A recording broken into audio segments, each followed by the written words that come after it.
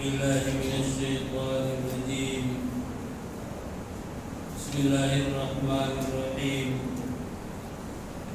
واعلموا أنما غنمتم من شيء فأن لله خمسه وللرسول ولذي القربى واليتامى والمساكين وابن السبيل إن كنتم آمنتم بالله وما أنزلنا على عبدنا يوم الفرقان يوم التقى الجمعان الله على كل شيء قدير.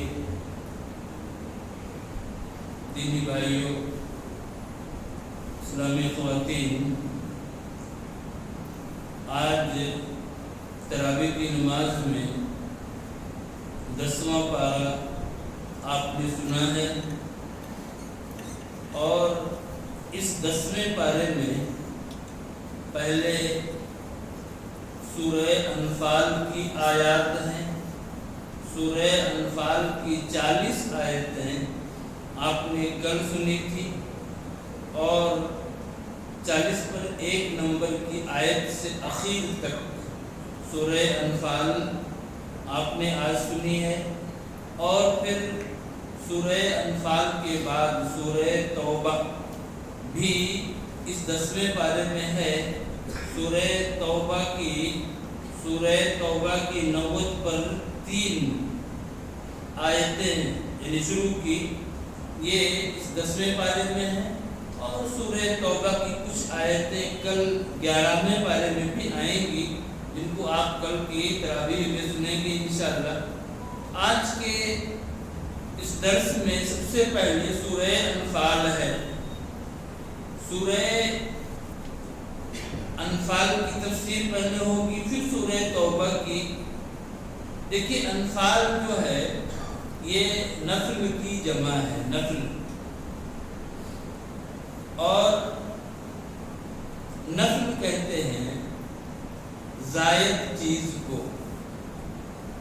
آپ جو نفلی نماز پڑھتے ہیں وہ بھی فرض سے زائد ہے، اس لیے اس کو نفل کہا جاتا ہے.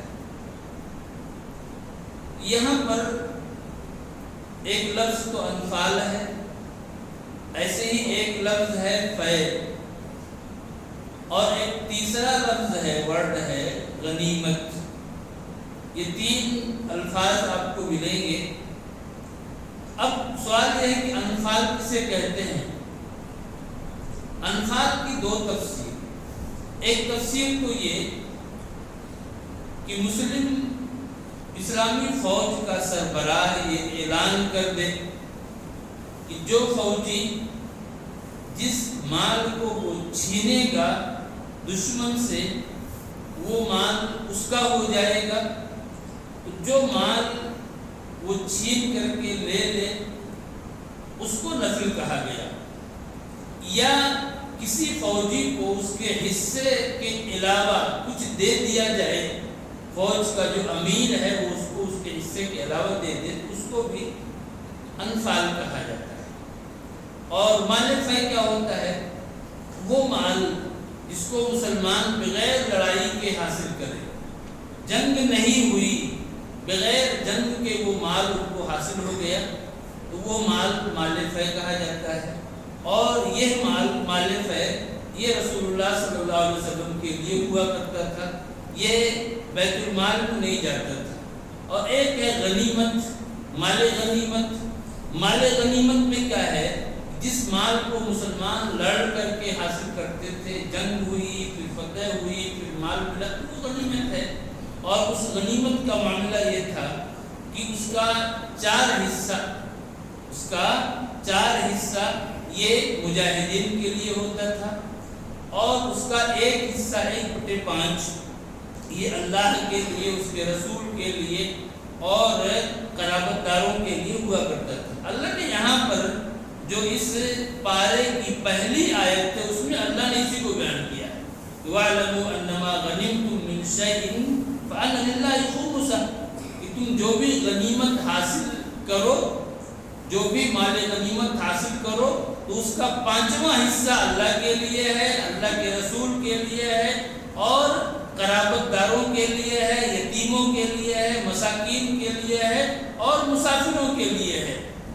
یہ طریقہ تھا کہ اس کے 4 حصے مجاہدین کے لیے ان کے درمیان بانٹ دیا جاتا تھا، اور ایک حصہ جو اس کا 5واں حصہ ہوتا وہ حصہ رسول اللہ صلی اللہ علیہ وسلم کے لیے ہوا کرتا تھا، اور پھر اس 5ویں حصے کے بھی 5 حصے ہوتے تھے، اس 5ویں حصے کے بھی 5 حصے کیے جاتے، اس میں سے ایک حصہ رسول اللہ صلی اللہ علیہ وسلم کا، دوسرا حصہ قرابت داروں کا، تیسرا حصہ یتیموں کا، چوتھا حصہ مساکین کا، اور 5واں حصہ ابن السبیل کا، مسافروں کا۔ اللہ رب العالمین نے پوری ڈیٹیل کی جو مال ملے گا اس کو کیسے کس کے حق میں جائے گا وہ تمام چیزیں یہاں بتائی ہیں، اور اس کی پوری ڈیٹیل اور تفصیل بتائی ہے۔ یہ دیکھیے، یہ سورت جو ہے سورہ انفال، یہ جنگ بدر کے بعد نازل ہوئی ہے، اور اس میں جنگ بدر کو اللہ رب العالمین نے بہت تفصیل کے ساتھ بیان کیا ہے، بہت تفصیل کے ساتھ اس کے ڈیٹیل کو بیان کیا ہے کہ کیسے یہ جنگ شروع ہوئی اور اس کا انجام کیا ہوا۔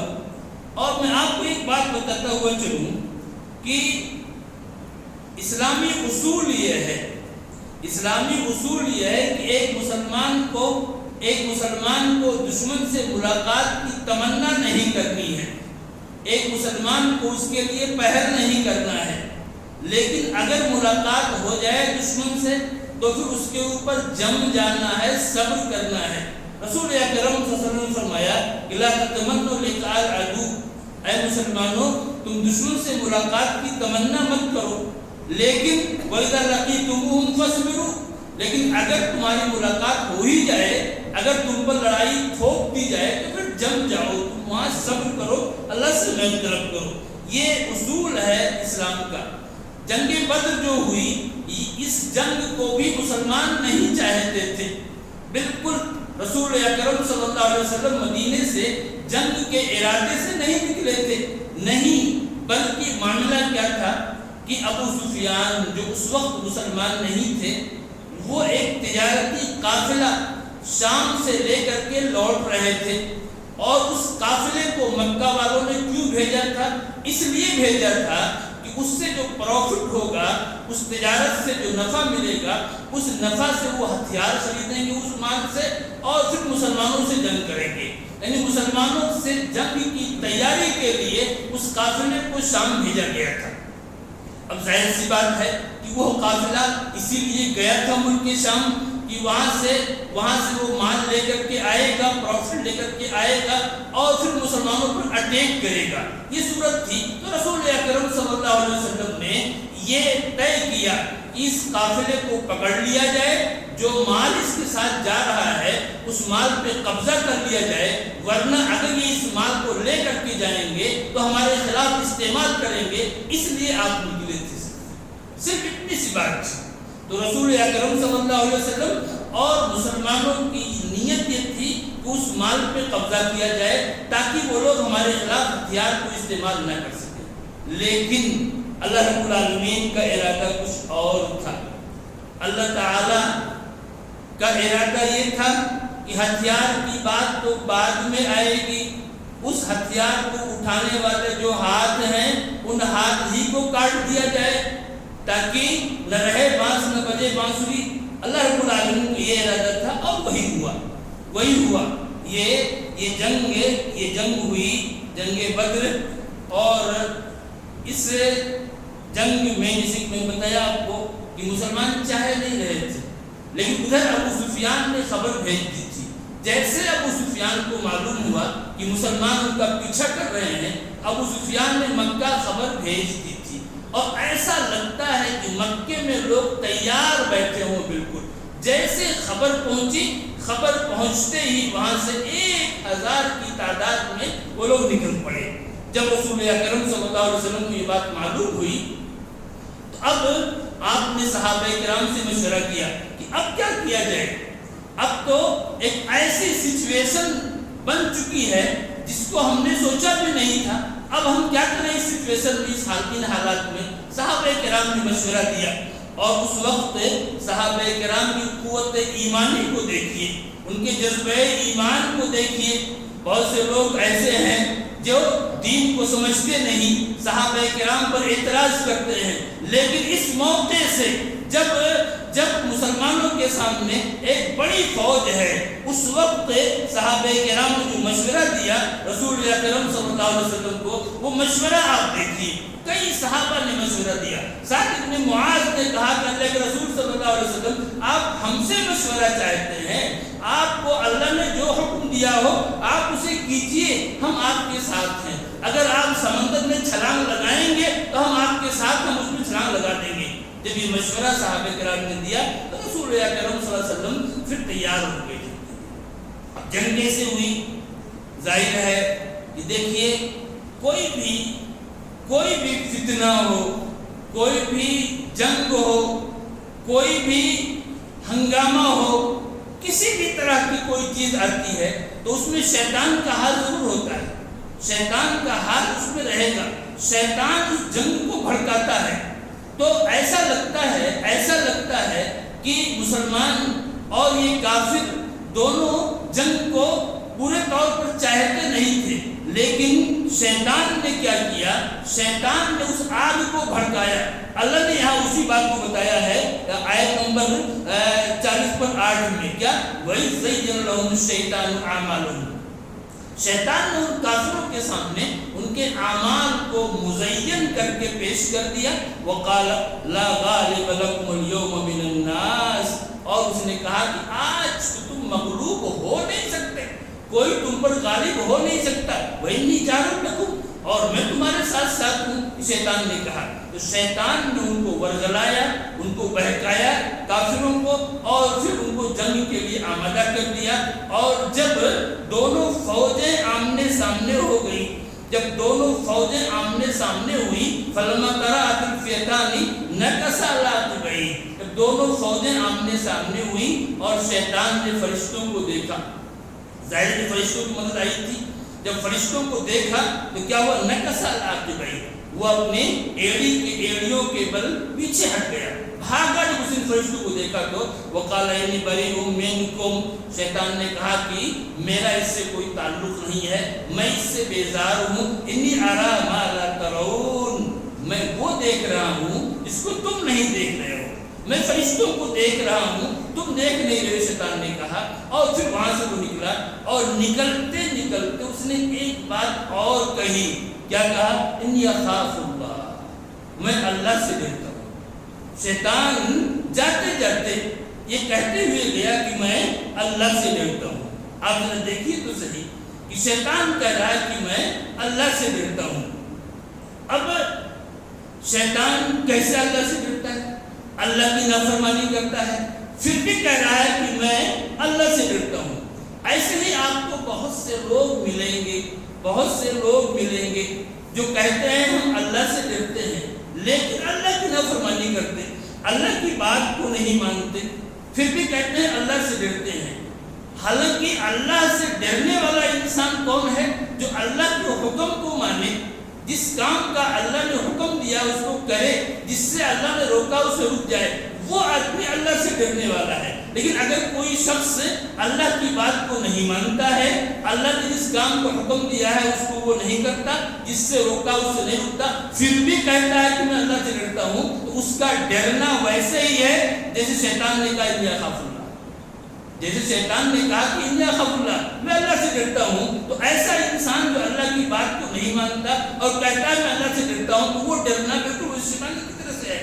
تو ایک انسان کو اللہ رب العالمین کا حقیقی خوف اپنے دل کے اندر پیدا کرنا چاہیے. اللہ رب العالمین نے اس تعلق سے ایک بات اور بتائی. کیا کہا؟ یا ایھا الذین آمنوا اذا لقیتم فئۃ فاثبتوا واذکروا اللہ کثیرا. اے مومنو، جب تم کسی جماعت سے ملاقات کرو، دشمن سے ملاقات کرو، تو تم ثابت قدم رہو. واذکروا اللہ کثیرا. اور اللہ کو کثرت سے یاد کرو.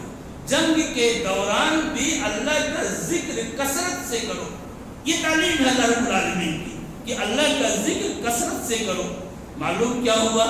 ایک مفسر لکھتے ہیں اس آیت کے تعلق سے لکھتے ہیں کہ الذکر ثبات للقلب عند الکرب والذکر ثبات للقدم عند الحرب. یہ ذکر اللہ رب العالمین کا ذکر، اس ذکر سے ایک انسان کا دل تھم جاتا ہے.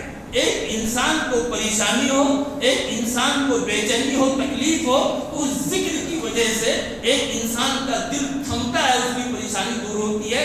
اور اگر ایک انسان، ایک مسلمان اگر میدان جنگ میں ہے، دشمن کے مقابلے میں ہے اور اس وقت اللہ کا ذکر کرتا ہے، اس ذکر کی وجہ سے اس کے قدم جم جاتے ہیں، اس کے قدم تھم جاتے ہیں، اس کے قدم جمتے ہیں اور اس ذکر سے اس کو فائدہ ہوتا ہے. یہ اللہ رب العالمین کے ذکر کا فائدہ ہے. ایک انسان اللہ کا ذکر کرے تو پریشانیاں آ رہی ہیں، مشکلات آ رہے ہیں، اللہ رب العالمین کا ذکر ایک انسان کرے، اس ذکر سے اس کو بہت زیادہ اس سے راحت ملے گی اور اس سے فائدہ ہوگا. آگے دیکھیے اللہ نے فرمایا کہ ایک انسان کو نعمت جو ملتی ہے، نعمت کوئی بھی نعمت ہو، مال ہو، کوئی اور چیز ہو، تو وہ نعمت اللہ تعالیٰ اس سے یوں ہی نہیں چھینتا، ایسے نہیں، بلکہ جب وہ اپنی حالت کو چینج کرتا ہے تب اللہ تعالیٰ اس نعمت کو چھینتا ہے. اللہ نے فرمایا ذالک بأن اللہ لم یکن مغیرا نعمتا انعمها علی قوم حتی یغیروا ما بانفسہم. اللہ رب العالمین نے کسی قوم پر جو نعمت کی ہے، اس نعمت کے تعلق سے اللہ تعالیٰ اس کی حالت کو بدلتا نہیں، یہاں تک کہ وہ اپنے آپ کو چینج کر لے. جب وہ انسان اپنی حالت کو چینج کر لیتا ہے تب اس کی اس نعمت میں تبدیلی آتی ہے اور اس کو اللہ تعالیٰ چھینتا ہے. اس آیت پر حضرت ابن عباس رضی اللہ تعالیٰ عنہما کا ایک بہت پیارا قول ہے، بہت ہی پیارا قول ہے. وہ کہتے ہیں کہ ما نزل بلاء الا بذنب ولا رفع الا بالتوبہ.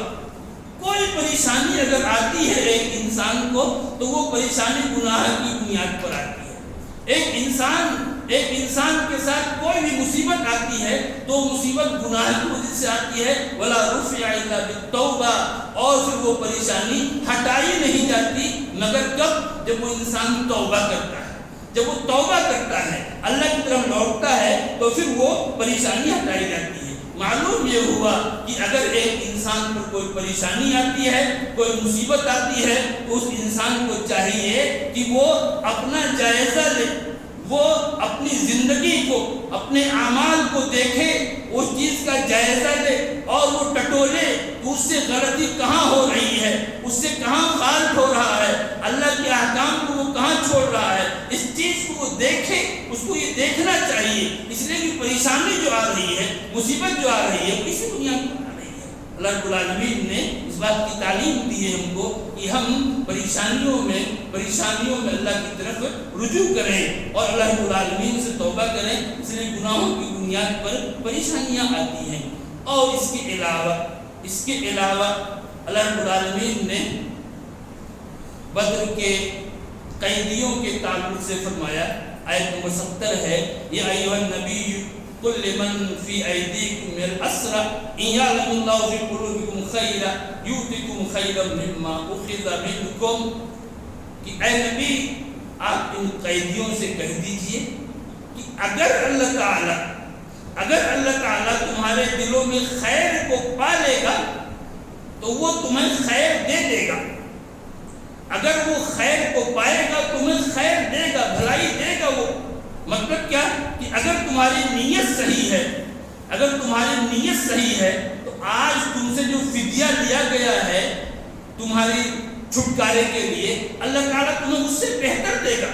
معلوم یہ ہوا کہ ایک انسان کی نیت صحیح ہونی چاہیے. نیت اس کی، ایک انسان اپنے ارادے کو ٹھیک کرے، ایک انسان کی نیت صحیح ہوگی، اللہ رب العالمین کی طرف جو خیر، اس کو بھلائی حاصل ہوگی. اس کے بعد ہمارے سامنے سورہ توبہ ہے.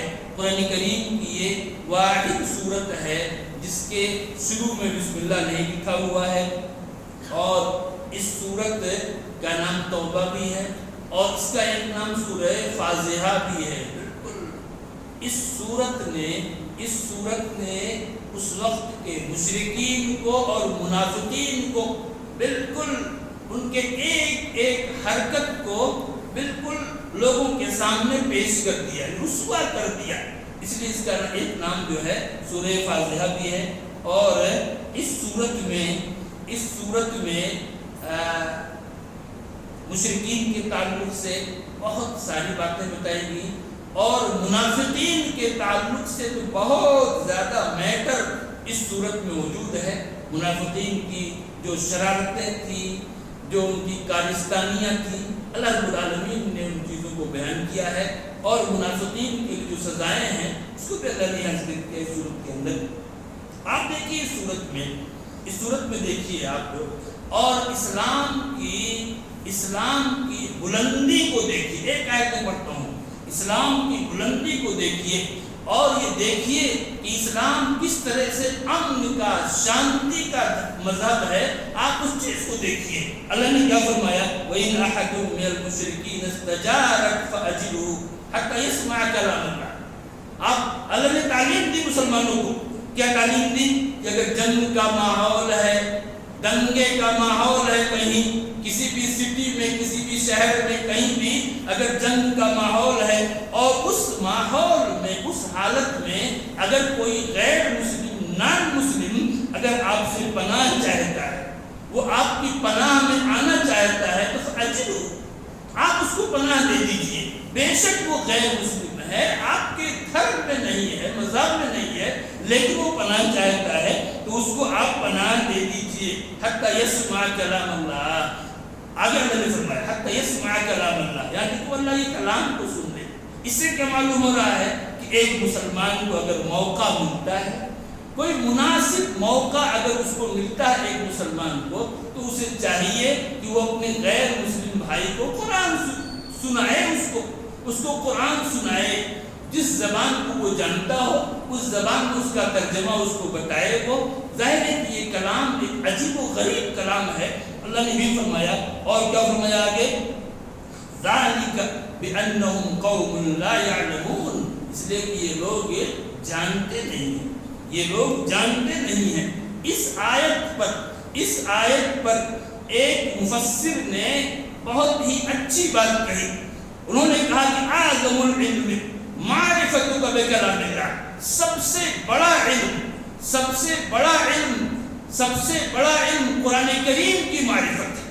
قرآن کریم کو جاننا، قرآن کریم کے معنی و مفہوم کو سمجھنا، یہ سب سے بڑا علم ہے، اعظم علم ہے. ایک مفسر کا یہ بیان ہے اس آیت کے تعلق سے. ایک انسان بایولوجی پڑھتا ہے، ایک بچہ، وہ علم ہے لیکن وہ اعظم علم نہیں ہے. میڈیکل سائنس پڑھتا ہے، وہ بھی اعظم علم نہیں ہے. اعظم علم کیا ہے؟ قرآن کی معرفت، قرآن کریم کے معنی اور مفاہیم کو جاننا، یہ کیا ہے؟ اعظم علم ہے. یہ اس سے آپ قرآن کی عظمت کو، قرآن فہمی کی عظمت کو سمجھ سکتے ہیں. اور آگے اللہ رب العالمین نے یہاں پر قرآن کی عظمت کو بیان کیا، اور آگے اللہ رب العالمین نے ایمان کی عظمت کو بیان کیا. ایک آیت ایمان کی عظمت کو بیان کیا. کیا ایمان کی عظمت ہے؟ آپ دیکھیں اللہ نے فرمایا اجعلتم سقایۃ الحاج وعمارۃ المسجد الحرام کمن آمن باللہ. کیا تم لوگوں نے حاجیوں کو پانی پلانا، حاجیوں کو پانی پلانے کو، اور مسجد حرام کی تعمیر کو، دیکھیے ایک مسجد، کوئی بھی مسجد ہو، اس مسجد کی تعمیر یہ ایک بہت بڑا کام ہے. لیکن مسجد حرام کی تعمیر یہ سب سے بڑا کام ہے، بہت بڑا کام ہے، عظیم کام ہے. اللہ نے کیا فرمایا کہ کیا تم حاجیوں کے پانی پلانے کو اور مسجد حرام کی تعمیر کو ایمان باللہ کی طرح سمجھتے ہو؟ یعنی یہ ایک بڑا کام ہے، یہ ایک بڑا کام ہے. حاجیوں کی خدمت کرنا، ایسے ہی مسجد حرام کو آباد کرنا، یہ ایک بڑا کام ہے. لیکن یہ کام بھی ایمان کے برابر نہیں ہو سکتا ہے، ایمان باللہ کے برابر نہیں ہو سکتا ہے. اس پر ایک مفسر لکھتے ہیں کہ ایک انسان کا کوئی بھی عمل، خیری عمل، رفاہی عمل، کوئی بھی بڑا سے بڑا وہ کام کرتا ہے ایک انسان، لیکن وہ کام ایمان باللہ کے برابر نہیں ہو سکتا ہے. یہاں تک کہ مسجد حرام کی تعمیر بھی یہ ایمان باللہ کے مقابل میں نہیں ہو سکتی ہے. ایمان باللہ کی یہ عظمت اللہ رب العالمین نے یہاں پر اس آیت میں بیان کیا ہے. اور ظاہر سی بات ہے یہی ایمان دراصل ہر چیز کے لیے معیار ہے، ہر چیز کے ایک انسان بڑا سے بڑا کام کر جائے. آج آپ دیکھیے یہ بڑے بڑے ہاسپٹلس بنے ہوئے ہیں, کتنے چیریٹیبل ہاسپٹلس ہیں. یہ کوئی معمولی کام نہیں ہے. ایک انسان تڑپتا ہوا وہاں جاتا ہے اور پھر وہاں سے سکون کے ساتھ لوٹ کے آتا ہے. یہ بہت بڑا کام ہے. لیکن اس کام کے کرنے والے کے دل میں اگر ایمان نہیں ہے تو اس کو آخرت میں اس کا فائدہ نہیں پہنچ سکتا ہے. آخرت کو کوئی فائدہ نہیں ہوگا. اس کو دنیا میں فائدہ ہو سکتا ہے, لیکن اگر اس کے دل میں ایمان ہے تو یہ اتنا بڑا کام ہے کہ یہ نیکی اس کو بہت فائدہ پہنچائے گی. اصل قیمت میرے بھائیوں ایمان کی ہے, اور ایمان باللہ کو ہمیں انتہائی مضبوطی کے ساتھ اس کو پکڑنا ہے اور اس پہ جمنا ہے. اور بھی آیتیں ہیں, کل بھی درس ہوگا انشاءاللہ اس صورت کا, اور کچھ باتیں اور بھی میں آج ہی رکھنا چاہ رہا تھا, لیکن انشاءاللہ ان باتوں کو آپ کے سامنے کل رکھوں گا. اللہ تعالیٰ ہم سب کو ان پر عمل کی توفیق عطا فرمائے. تھوڑی سی ہم لوگ دعا کر لیتے ہیں 2-4 منٹ کی, کوئی اس میں کوئی حرج کی بات نہیں ہے. لوگ اکٹھا ہیں, رمضان کا موقع ہے.